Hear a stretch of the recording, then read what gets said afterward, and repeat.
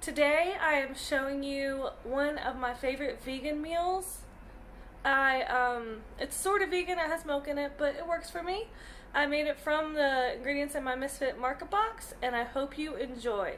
And if you do, go ahead and give me a like and hit that subscribe button and leave me a comment about what you think and if you tried. It's super simple and amazing. I am going to make some potato soup because I am craving it. So I put in 1 rib of celery. I'm going to add 1 carrot and 2 potatoes.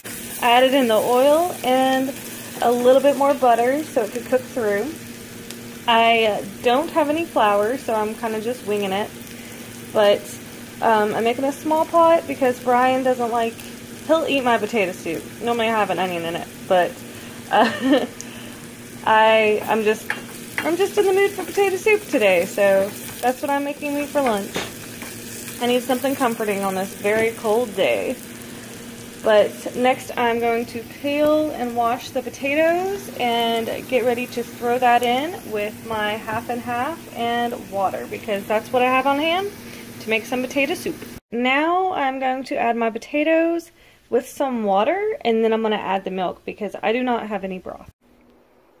I just added a little bit of water, enough to cover, a little garlic and salt, and I'm going to bring this up to a boil, and then I'm going to end with my half and half.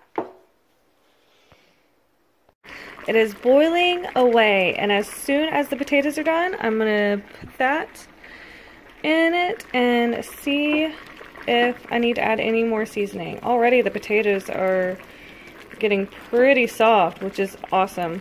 That's what I like about cooking on a gas stove. The heat is really, really fast. My potatoes are fork tender. As you can tell, I broke it up to bring out some of the starch since I do not, pardon the loud truck outside. I'm going to break some of it up to just bring out that starch because I don't have any flour, and that's what's going to thicken up my soup. And I'm going to turn this off, add my half and half.